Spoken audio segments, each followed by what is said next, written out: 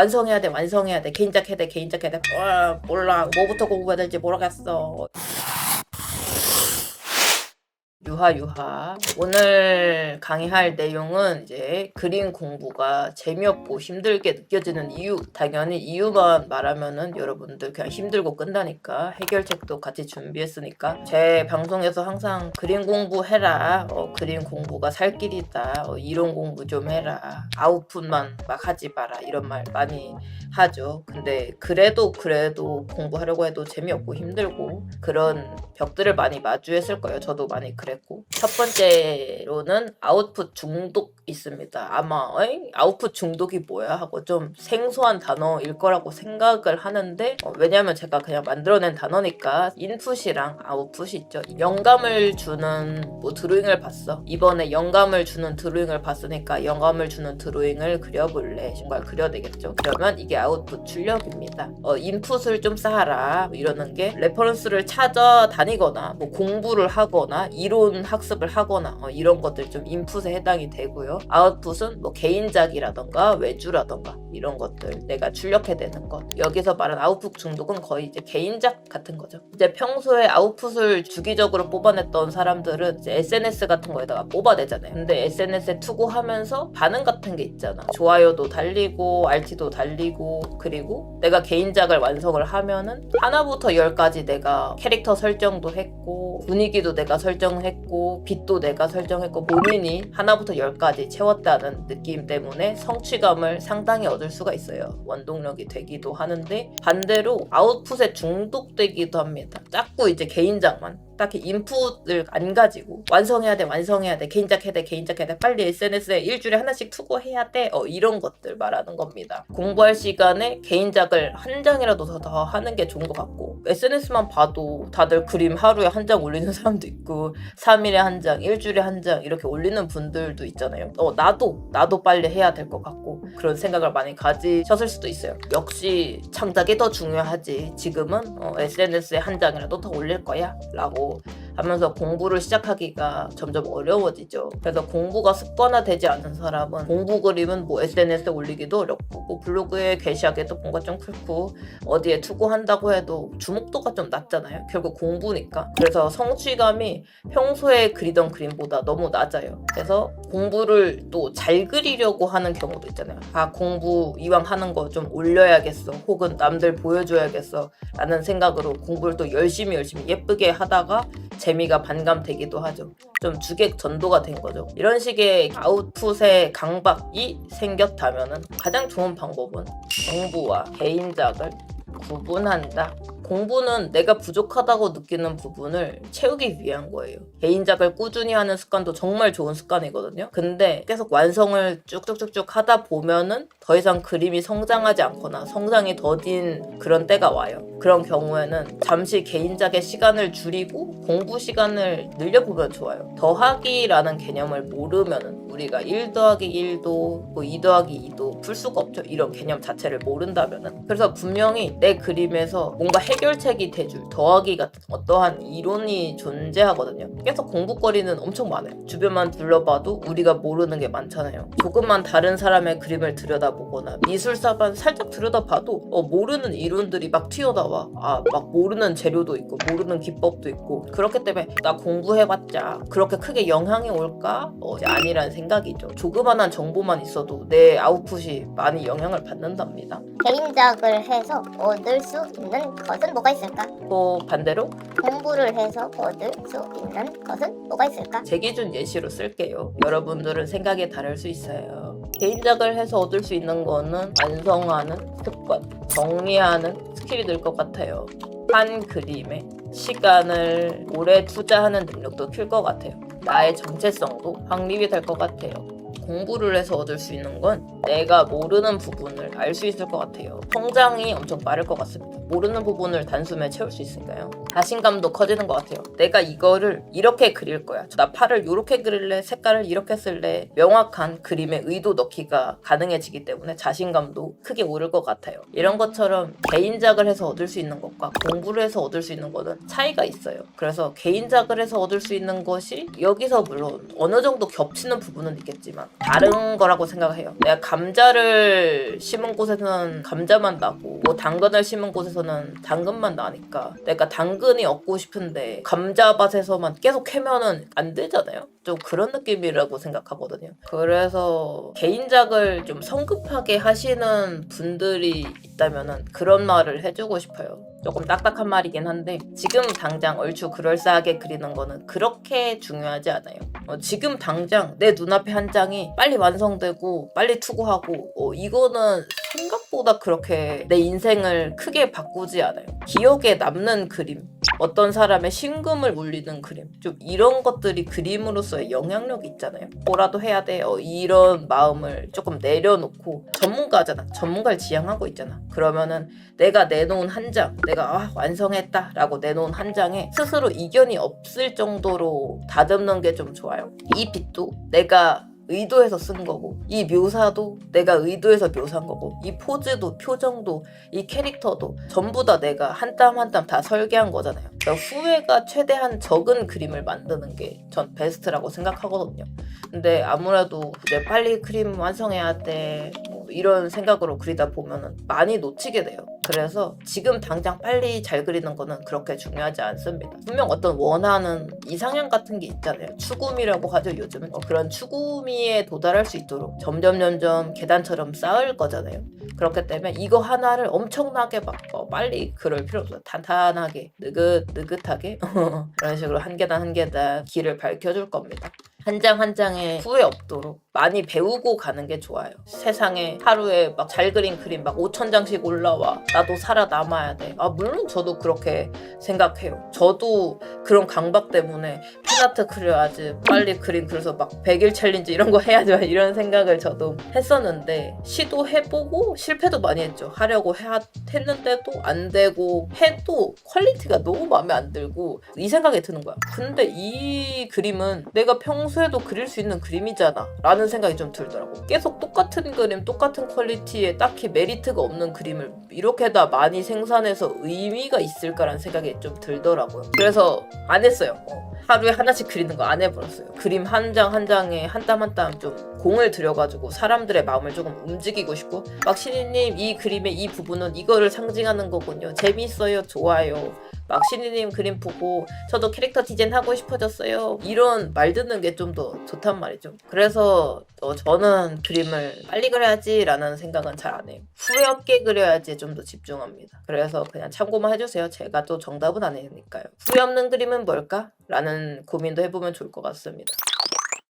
다음은 본인이 어디가 부족한지 모른다. 공부에 대해 딱히 관심이 없는 경우에 본인이 어디가 부족한지 잘 모르는 경우가 굉장히 많아요. 자신의 그림이 지향하는 그림과 차이가 있다는 것만 알아. 존 잘린 그림이랑 내 그림 봤을 때 암튼 다름. 암튼 존 잘린 그림이 더 점. 근데 왜 더 쩌는지는 잘 몰라.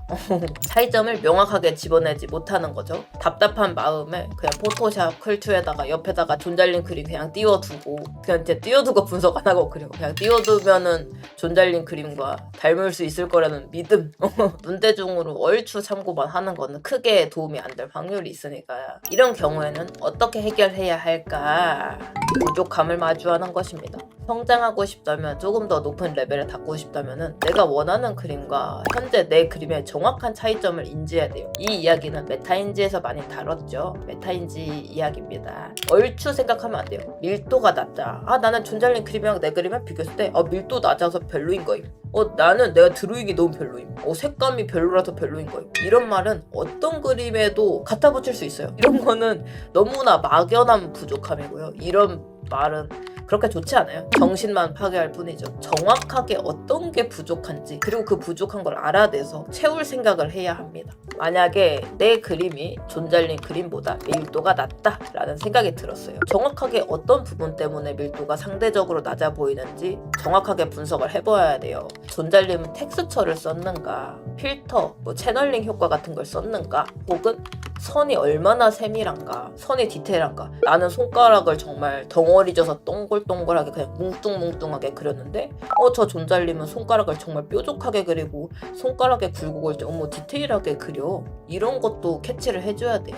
드로잉의 세밀함도 있죠. 무릎이라던가 팔꿈치라던가 머리카락. 나는 머리카락을 이렇게 그렸어 여태까지. 근데 존잘님 머리카락을 보니까는 막 엄청 뾰족뾰족하고 막 날라다니고 막 흐름도 있고, 아까 말했던 손가락도 이렇게, 나는 손가락을 이렇게 그렸어. 과장할게요. 존잘님의 손가락은 막 손톱도 그리고 관절 이렇게 뾰족 튀어나온 것도 그리고 막 손도 막 꺾여. 너무 꺾었네. 뭐 이런 식으로 또 디테일하다던가, 혹은 묘사가 낮다. 나는 옷주름 같은 거를 그냥 옷주름 이렇게 하는데 존잘님은 더 나눈다던가, 면 같은 거를 뭐 중간 톤도 있다던가, 아니면 명암 경계선 같은 거를 표현했다던가, 브러쉬를 다양하게 사용하셨다던가, 묘사, 대비나 색상량. 존잘님은 대비가 더 명확해, 세. 검정도 강하게 쓰고 막 하얀도 강하게 쓰고 대비의 정도가 높아. 근데 나는 너무 파스텔 톤이야, 뭔가 흐리멍덩해. 이런 것도 색상량. 나는 빨간색도 그냥 빨간색 하나만 뿅 했는데 존잘님 색깔은 이런 빨간색도 쓰고, 빨간색 어두워질 때 막 남색도 막 나오고. 밀도가 낮아 하고 끝내지 말고 정확하게 어떤 부분 때문에 내가 이 존잘님보다, 내가 담고 싶은 그림보다 밀도가 낮아 보이는지 분석을 이렇게 세밀하게 해주셔야 됩니다. 물론 이것보다 더 분석 많이 할 수 있죠. 이거는 그냥 예시입니다. 또 다른 예시로 드로잉이 별로다. 이 경우에는 인체 드로잉이라고 칠게요. 인체 부피감이 문제인지, 내 캐릭터가 좀 더 납작해 보인다던가, 혹은 투시 감각이 부족한 건지, 정확한 형태 묘사가 안 됐다던가, 막 얼버무려 형태는 정확해도 미적 감각이 떨어진 건지, 비율이 다르다던가, 인체 근육만 잘 그린다고 뼈에 대한 이해만 있다고 해서 인체 드로잉이 떨어지는 게 아니죠. 정말 여러 가지 상호작용들이 같이 존재하고 있습니다. 그래서 나 인체 드로잉이 별로야, 몰라, 뭐부터 공부해야 될지 모르겠어, 이렇게 하지 말고, 이분은 연기를 되게 잘한다, 인체를 정확하게 맞추지 않아도 이 캐릭터가 뭔가 어떤 행동을 하는 게 정말 잘 보여. 아니면은 이분 인체가 정확하지 않아도 발레리나처럼 막 쫙 뻗은 손이라던가 쫙 뻗은 다리라던가 흐름 자체가 아름답잖아.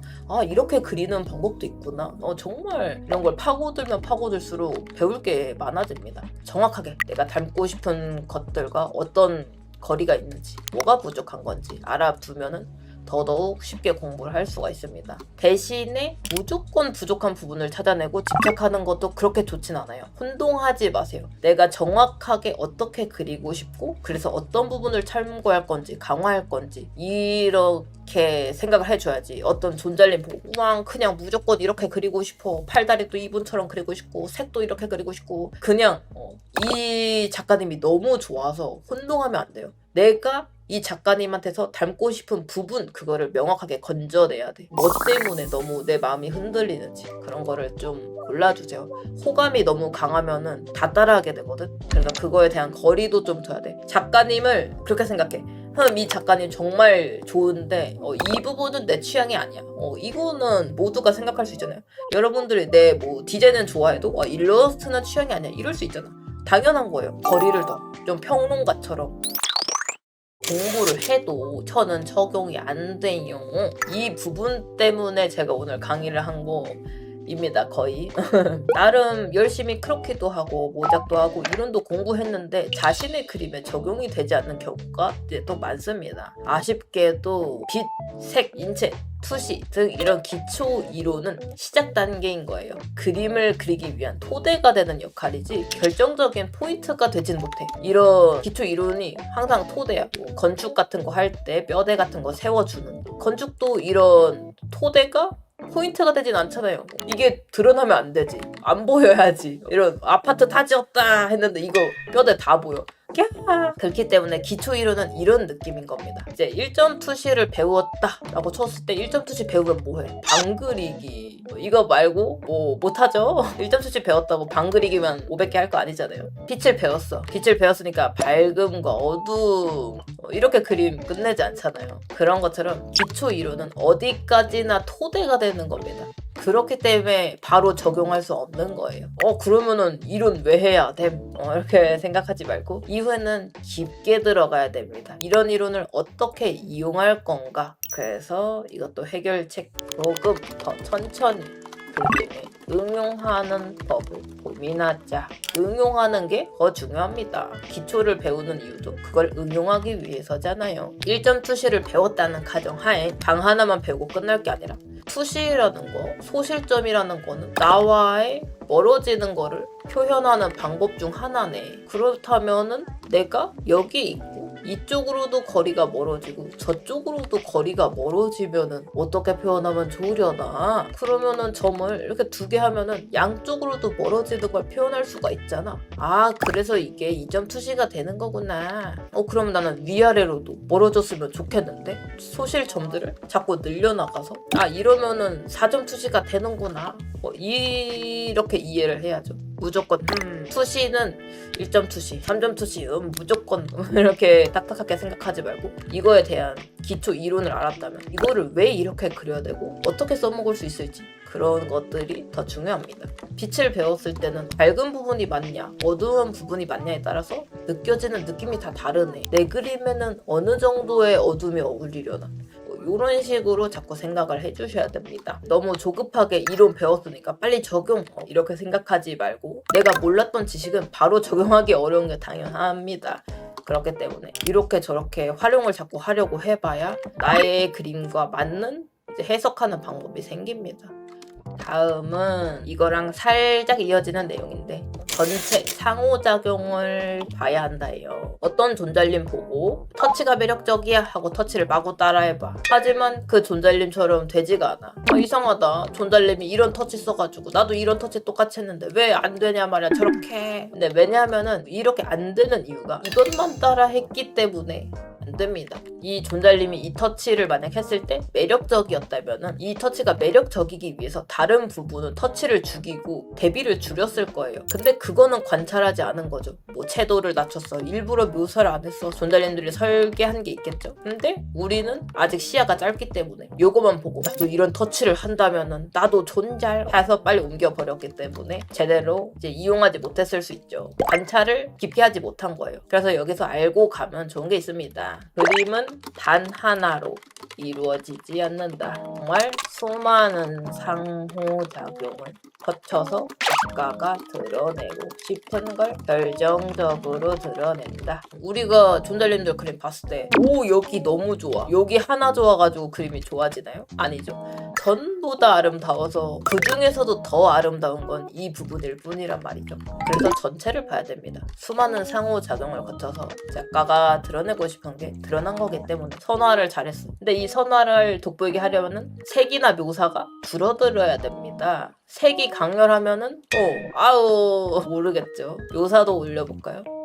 이런 게 들어가니까 선이 점점 희미해지죠. 그래요. 선화를 부각시키려면은 묘사라던가 색이라던가 대비 이런 것들이 당연히 줄어들어야 됩니다. 이 선이 잘 보이기 위해서 작가들이 어떤 식으로 주변들을 컨트롤했는지 인지하고 작품을 보면은 이제부터 다르게 느껴질 거예요. 어떤 것들을 버렸는지, 다른 건 어떻게 조절했는지, 어디까지 과감한 선택을 했는지. 그래서 이런 느낌을 좀 내기 위해서 단색으로 칠하시는 분들이 있어요. 단색에다가 정말 접채도로 한다거나. 좀 떠오르는 만화로는 격기삼반 같은 게 있네요. 이제 액션, 펜터치로 인한 역동감 그런 거를 표현하기 위해서 채색을 정말 단순하게 하시거든요. 거의 원톤 형식으로. 그래서 작가의 그림을 관찰할 때 구석구석 모서리까지 다 관찰해 보면은 많은 것들을 얻을 수가 있어요. 우리가 생각하는 것보다 훨씬 더 치밀해요. 그리고 다음은 어디까지 공부해야 되는지 모르겠어. 내가 잘 공부하고 있는지도 모르겠다. 물론 선생님이 계시면 정확하게 알려주고 편하겠지만 일시적인 방편일 뿐 평생의 해결책이 될 수는 없죠.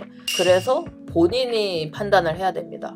나는 뭐가 궁금해? 나는 어떤 지식을 채우고 싶어? 나한테 지금 부족한 게 뭐야? 예를 들면 나 SF 미소녀 그리고 싶은데 라고 생각했을 때 SF라는 장르도 엄청나게 많죠. 이렇게 스타워즈나 준 같은 이런 스타일도 있어요. 퍼니싱 그레이 레이븐의 이런 미소녀 캐릭터도 SF류고 테크웨어 같은 것도 있고 건담도 있고 초호기도 있습니다. 근데 전부 다 섞을 수가 없잖아요. 비빔밥 만들 수가 없었잖아. 같은 SF여도 명확하게 좋아하는 팬층이 다르고 말하고자 하는 게 다르고 특징이 다르니까. 그래서 내가 배우고 싶은 거는 일부이기 때문에 그 일부가 어느 정도인지 어디에 적합한지 찾아야겠죠. SF지만 전자기기가 별로 없고 이런 천 위주고 얘네들은 좀 전투 복장이긴 하지만 생각보다 전자기기보다는 좀 더 천옷에다가 고무, 타이어 이런 느낌이 강하고 이런 느낌 제가 좀 좋아하는 느낌이죠. 이런 SF틱한 바코드라던가 이런 전자표시 이런 기계들.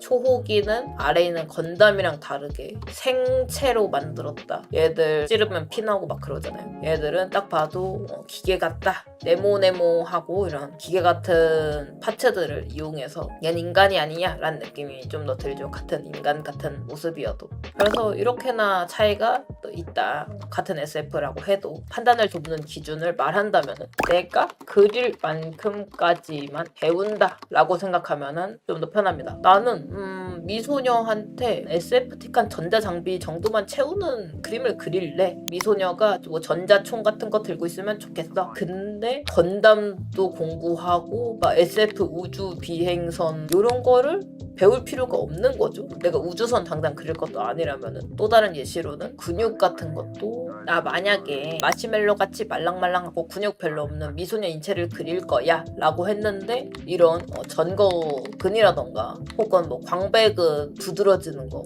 이런 디테일한 근육까지는 아직까지는 필요가 없죠. 내가 그리고 싶은 거에 맞춰서 공부하고 분석하면은 조금 더 수월하죠. 내가 지금 당장 필요한 것들 배운다고 생각하는 게 좀 더 편하실 것 같습니다. 내가 잘 공부하고 있는지 모르겠다. 완벽한 공부는 뭘까요? 인체 공부를 하면은 완벽하게 근육을 전부 다 그릴 수 있는 게 완벽한 공부일까요? 근데 근육만 잘 그린다고 해서 인체를 잘 그릴 수는 없어요. 인체는 일단 입체죠. 부피가 있죠. 그리고 어떠한 공간 안에 존재를 하죠. 그리고 보통 그림을 그릴 땐 카메라로 찍은 거를 그려내게 되죠. 그렇기 때문에 입체, 부피에 대한 감각이 좀 있어야 되고 공간을 그린다면 푸시라는 걸 알아야 되고 카메라를 찍는다는 가정하에 눈높이라던가 얘를 어디서 찍을 건지 그런 거 설정하는 스킬들도 있어야겠죠. 그래서 근육만 막 파고 여기 대흉근에다가 여기 전거근에다가 이두근에 삼두근에다가 완유근에다가 나머지 이런 지식들이 좀 있어줘야 결국 인체를 잘 그린다에 좀 도달할 수 있는 거죠. 그렇기 때문에 완벽한, 정확한, 최고의 공부 이런 거는 없습니다. 허상이다. 지식이라는 거는 계속 보완되고 짜맞춰지면서 단단해집니다. 지식이 겹쳐서 새로운 발상이 되고 나의 개성이 됩니다. 지식은 화학작용과도 같아요. 어떤 일이 일어날지 모른다. 이런 지식과 저런 지식이 겹쳐져서 어떤 아이디어를 만들어낼지 아무도 모르는 겁니다. 그래서 과학자들이 갑자기 이런 거 개발하면은 잘 될 듯 이렇게 개발하시는 게 아니죠. 정말 수많은 지식들을 가지고 있고 실험해보고 또 지식을 얻고 이렇게 해보면 어떠려나 하면서 발명을 하게 되는 거잖아요. 그림도 마찬가지입니다. 어떠한 지식이 겹쳐지면은 거기서 또 다른 아이디어가 나오고 이거 공부하면 더 좋겠는데? 또 지식 공부하고 또 지식 공부하고 이런 것들이 화학작용이 자꾸 일어납니다. 그래서 공부를 너무 완벽하게 효율적으로 하려는 생각은 그냥 버려주셔도 됩니다. 어차피 잘못 습득한 이거 공부하는 게 아니었는데 잘못 공부했다 이런 것도 언젠가는 다시 쓰이게 되고 만약에 틀린 걸 배워서 나 조금 잘못 배웠어 이런 것도 나중에 천천히 보완하면 되는 거예요. 그리고 지식은 계속 변화합니다. 옛날에 있었던 이론들이 나중에 틀려서 수정 보완돼서 책으로 다시 바꿔서 나오기도 하죠. 이게 완벽한 지식이 없다는 증거예요. 간간히 체크하면서 내가 원하는 대로 그려지지 않는다면 뭐가 부족한지 알아내야 돼요. 그러면 지식의 분야가 풍부해지겠죠. 좀 더 팁을 드리면 나의 부족한 부분이 좀 판단이 어려워. 내가 어디가 부족한지 어떤 지식을 채우면 좋을지 잘 모르겠어 라고 한다면 남에게 물어보는 것도 아주 좋습니다. 용감한 행동이에요. 정리하면은 완벽한 공부는 없다. 그렇기 때문에 편안하게 자연스럽게 이것저것 공부하시는 거를 추천합니다. 그리고 조금 더 공부에 흥미가 갖고 싶다면은 관찰력에 대한 라이브를 조금 맛보시면 좋을 것 같아요. 자, 마지막은 자료 의존도가 너무 높아요. 레퍼런스가 없으면은 그림을 못 그리겠어요. 당연한 거예요. 우리는 익숙하지 않은 거, 모르는 거는 그릴 수가 없어요. 그냥 당연한 겁니다. 모르는데 어떻게 그려요? 저한테 갑자기 오토바이 그리라고 해도 저도 다 틀린단 말이에요. 모르는 거 저 못 그려요. 비행기 그리라고 하면 저 그냥 이렇게밖에 못 그려요. 모른다고요. 몰라요. 모르니까 찾아야 되는 거고, 여러분이 레퍼런스를 열심히 참고하고 있다면은 정말 좋은 자세를 가지고 있는 겁니다. 근데 여기서 하는 좀 질문은, 고민은 의존도가 너무 높아서 고민이다, 이런 쪽이겠죠. 레퍼런스를 있는 그대로만 그려서 딱딱해진다, 이 경우에는 레퍼런스를 보고 그대로 그냥 이어붙이기 하는 느낌으로 그리셨을 확률이 높아요. 내가 장미를 그림에 넣고 싶어 했을 때 그냥 장미 오려서 딱 붙이면 이질감 들죠. 뭐 투시도 안 먹었고 뭐 색감도 안 맞고 화질도 안 맞고, 그런 거랑 비슷합니다. 이 경우에는 어떻게 생각해 주시면 좋냐면은 응용해라, 변형해라, 조합해라, 나의 생각을 넣어라. 레퍼런스를 그냥 이어붙이기, 복사 보전하기, 따라 그리기, 그렇게 하기, 이렇게 하는 게 아니라 나의 생각을 넣어서 자꾸자꾸 변형시키는 연습을 하면은 아주 좋아요. 계속 응용하려고 하면 좋습니다. 컵을 그려도 내가 참고하는 컵 이거임, 아래에서 바라본 버전도 바꿔본다거나 깨트린다거나 위에서 바라본 걸로 그려본다거나, 처음에 잘 그리지 못해도 계속 응용하려고 하면은 좋아요. 이게 자꾸 머리가 써지거든요. 빛을 참고한다면은 빛의 위치나 색상을 조금씩 조절한다거나, 완전 역광처럼 덮어도 본다거나, 다른 반사광을 추가한다거나, 환경광을 추가한다거나, 자꾸 바꿔봐요. 본인의 생각을 넣어봐요. 있는 그대로 그리지 말고 변형을 계속 시도하다 보면은 자료를 어떻게 받아들이고 응용, 변형할 수 있는지 감이 조금씩 오거든요. 나 그래도 힘들어 한다면은 레퍼런스만 참고하지 말고 공부를 해보는 것도 괜찮아요. 어떤 자료를 봤을 때 왜 좋아 보이는지, 이거 말고 다른 자료는 없나? 더 좋은 자료는 없나? 근데 이 레퍼런스가 너무 좋은데 조금 마음에 안 들어. 어떤 부분이 마음에 안 들까? 손잡이가 꽃이 달렸으면 좋겠어. 손잡이가 없는 게 좋겠어. 이런 것도 자꾸 체크해 보시면 좋아요. 작은 느낀 점도 괜찮습니다. 막 뭐가 엄청 미세하게 거슬려. 근데 이게 사실 엄청난 힌트가 되기도 해요. 조그만 빨간색이었으면 좋았을 텐데. 이런 것도 내 감각이 주는 힌트야. 내가 여기에 뭔가 끼얹고 싶어, 살짝 뒤틀고 싶어, 바꾸고 싶어, 이런 거에 귀를 기울여 보세요. 그러면은 변형하고 응용하고 하는 것이 습관이 되면서 레퍼런스를 자유자재로 사용할 수 있게 되는 겁니다. 대부분의 프로분들도 다 참고하기 때문에 레퍼런스를 보다니 나는 아직도 프로가 아니야, 우와, 이렇게 생각하실 필요는 전혀 없습니다. 모르면은 보고 어떻게 해서라도 잘 그려내는 게 중요한 거예요. 안 보고 잘 그리는 거는 그렇게 중요하지 않아요. 어떻게 해서라도 내 작품을 최상의 퀄리티로 후회 없이 끌어나가는 게 더 중요합니다. 그래서 이런 거는 크게 걱정 안 하셔도 된다. 짝짝짝짝 유발.